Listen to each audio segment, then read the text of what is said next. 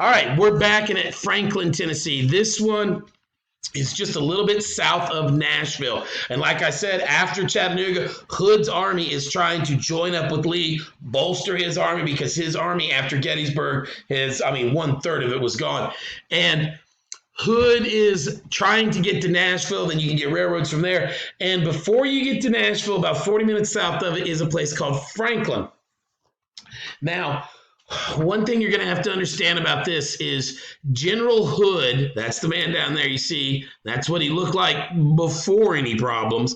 Hood had, in a previous battle, had been shot, and they had to take his arm off. And then in another battle, had been shot with a cannonball, they had to take a leg off. So now he has one arm, one leg. And he has to be tied into his saddle every day. They would pick him up, put him on there, wrap rope around him, tie him to the saddle so he could stay up there, because with one arm and one leg, before they started tying him in, he'd be sitting there and just boom, fall off, and then your general's laying on the ground all hurt and everything. It's not good.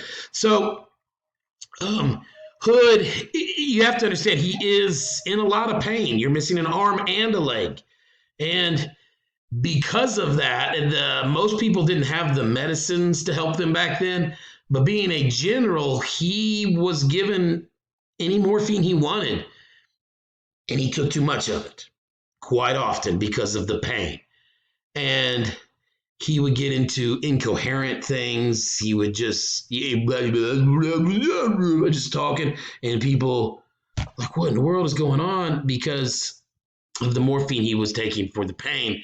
And so when they show up and everything like that, the North and the South, they're across from each other. Well, it gets to the nighttime. The North moves in the middle of the night and blocks the road to get to Nashville. So if you want to get to Nashville, you're going to have to go straight through the Union Army. Well, at this point, there is a General Claiborne. General Claiborne is from the area. He knows that there's another road. He's like, listen, if we back up a little bit, there's a road that kicks off to the left. We go around and we'll come in behind the Northern Army, and we can destroy the Northern Army. But Hood telling him all this, and at this time, Claiborne is telling themselves, and Hood is taking so much morphine. He's like, no, we're just going to go straight. We're going to go straight through. He's like, listen, you can't. That's a big area, open area. You can't go through there. And Hood just kept saying, oh, well, that's what we're going to do, and getting arguing about it, and finally sends Claiborne away. I love Claiborne's comment. As he leaves, he looks at him and says, if you were a whole man, I would whip your blankety blank, blank, blank, blank. And threatening him because he knows this is what's going to happen. Well, the next morning, Hood gets up and he gives the orders that they're going to go straight forward. He's set in his ways. We're going to go straight forward with this attack.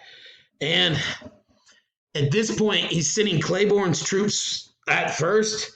And Claiborne goes to tell his guys, listen, I tried to convince him. This is what we're going to do. And Claiborne says to his guys, they say, what are we going to do?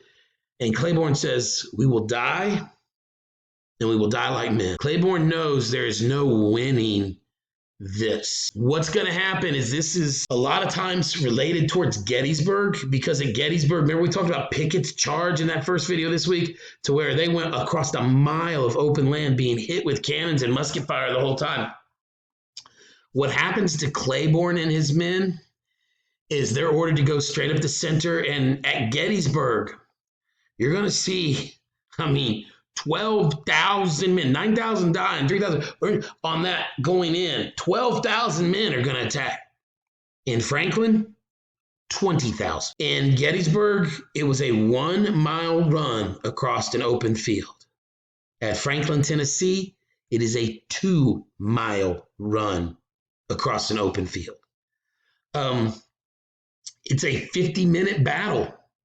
Pickett's charge at Gettysburg, the actual run across and lose and come back.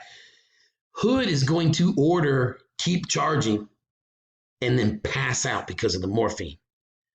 And no one can break his orders. And so there's not one charge. There's 17 times they went straight back up the center. Don't make it, come back. Try again, straight back up the center. I said it was 50 minutes, one charge at the Gettysburg. This is 5.5 hours of charging. And at this point, this is where the Army of Tennessee is dead. They're done. This is the death of the Army of Tennessee. There is a neat little story that comes from this. There was a man who was a Southern soldier, and he had joined the military, and he had made it through all these battles and stuff. And he is from Tennessee. He gets to the area for Franklin, Tennessee, and guess where the road and the battle is happening? It's happening on his farm. He has finally made it back home, but his house now is in the middle of a battlefield. And when they charge, he's heading towards his house. And that soldier doesn't quit charging. He wants to get home. He wants to see mom. He wants to see dad. That one soldier is going to get shot 9 different times and literally crawls and pulls himself all the way up to the front porch and then dies on the front porch. And then during the battle, the mom came out, and on the front porch was her son dead from the Battle of Franklin, Tennessee. But the Southern Army that was there supposed to help in this situation now is gone.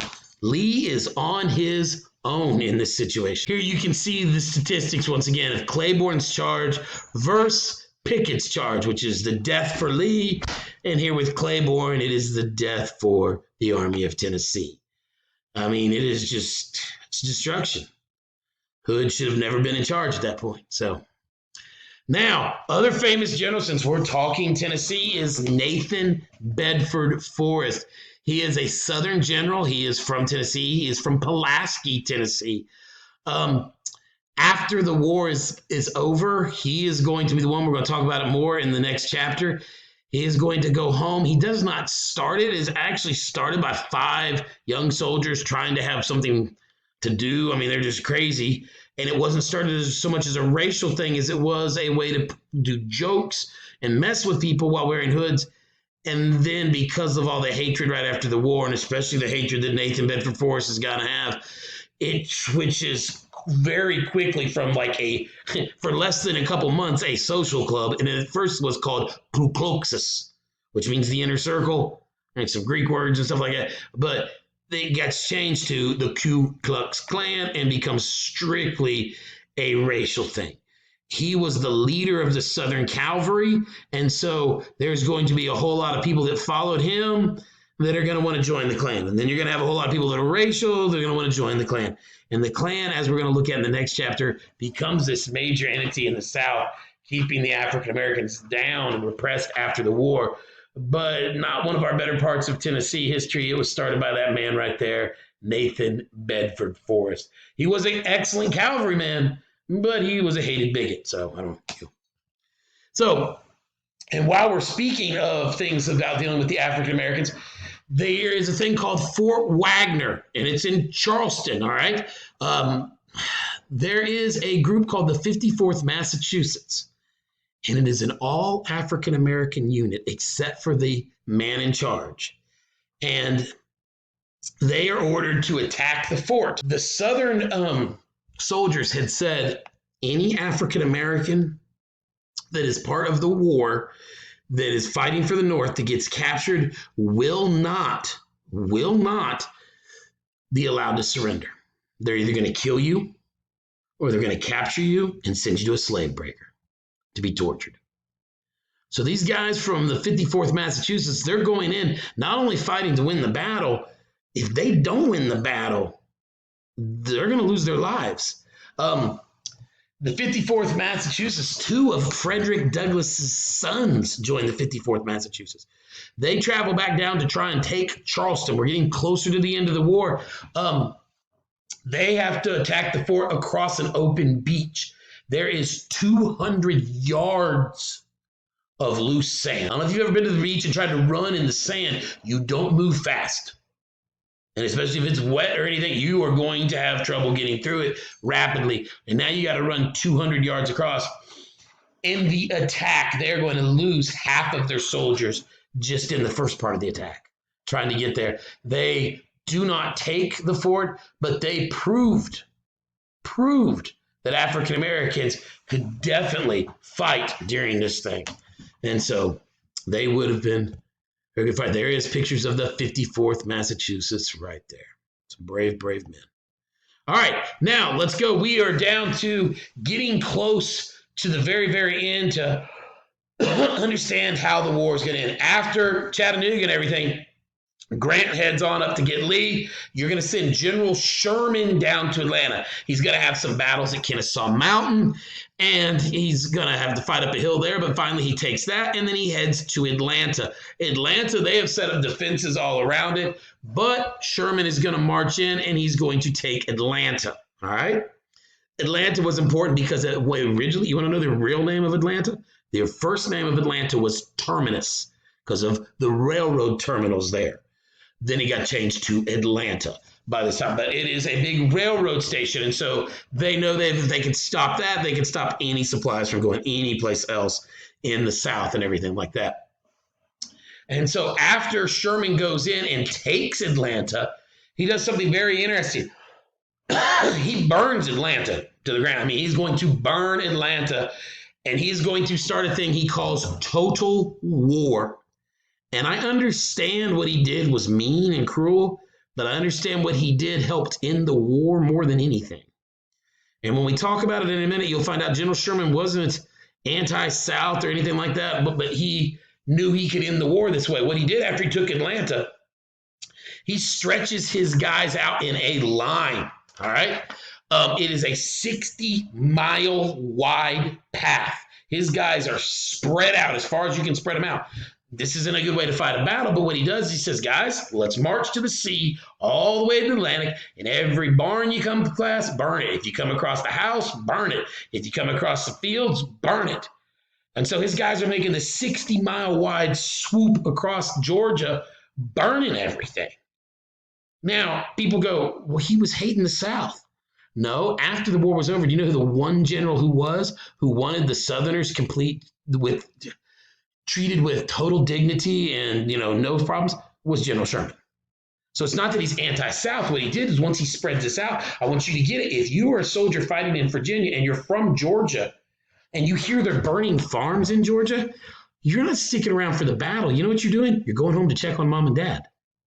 And so when he starts doing his swath across Georgia, there are soldiers from other parts of their army that are leaving. You're getting rid of Southern soldiers without actually shooting or hurting anybody. And it's letting the South know it's in their back door now, and this is going to have to be the problem. You're going to have to fix it. They would make these things called Sherman bow ties. They would come across railroad ties. They would rip up the railroad. They would heat it up and then take it and wrap it around a tree because once it cooled down, you could never use that railroad again. And so Sherman's march to the sea is going to do a lot of destruction, but it's going to help the war end a lot easier. All right. Sherman, like I said, called it total war. Sounds like a good movie. All right. And there you can see the path and how it's spread out. And you can see in the pictures the total destruction. All right. That leads us to April 9th, 1865 at the town of Appomattox Courthouse. Lee has been being dogged by Grant. So what's happening is Lee is being chased constantly by Ulysses S. Grant. He's going to go through Cold Harbor. And in Cold Harbor, Grant is going to lose 7,000 guys in 15 minutes. But he's then going to keep chasing him. He's going to keep chasing Lee. Lee, in the past, would have a victory, and then the other people would stop and wait, and Lee could regroup and get his soldiers. Grant won't give Lee that. He keeps chasing him, and finally they get to Petersburg. And by Petersburg, Grant has lost more people in his army than were in the entire Southern Army, and he still has more than Lee could have. And so it's just a constant dog and chase. And Lee's army's wearing out. They don't have food. And finally, they're at the little town of Appomattox Courthouse in Virginia, at the house of Wilmer McLean, which is the guy that was from Gettysburg. And that's where Lee finally decides it's over and he surrenders to Grant. April 1st, the North had taken Petersburg. 2 days later, they take Richmond. It's done. And Lee knows it. So they go into the house, the Appomattox courthouse there. They sit down, they sign the surrender thing. While this is all going on, Grant, the winner of the war, he sends food to Lee's army. He takes his rations from his own guys and sends them to Lee's guys because they're so hungry. And then Grant tells Lee, no prisoners. All the Southern soldiers are going home because they're not Southern anymore. They're Americans again. He then says, listen, take your horses and take your mules. I mean, that's usually what you keep the other people's equipment. He says, take your horses, take your mules, because it's not your equipment. That's what you're going to be plowing with this spring. You need to go home and start fixing your fields again. And then he says, give me your guns or your swords. You're going to have to go home and hunt. You're going to have to go home and you need your gun. Take it with you. And then Grant orders that all of the men in the United States Army, as the Southern Army leaves, is not to celebrate. Because it's not like we beat an army from another country. We just fought with our own men. We had fought with other Americans. And he does not want anything to give them any suffering. He says, these men are our countrymen again, is what he tells. He wants to be very generous so that there is no more problems. This is the end of the Civil War. And we'll pick up on Reconstruction on the next one. Kara. And so as you see right there, it's just the gentleman's agreement. Like I said, no celebration. Everybody goes home. Food, keep your horses, keep your guns. They're Americans again. And there you see in the back of the building where it was signed at Appomattox Courthouse. And then you can see the famous painting of them each sitting at a little desk inside it. If you go to the Smithsonian, those are there. You can actually see the desks and the chairs from that house. As you can see, the soldiers right there. So thank you again, and we will see you next week.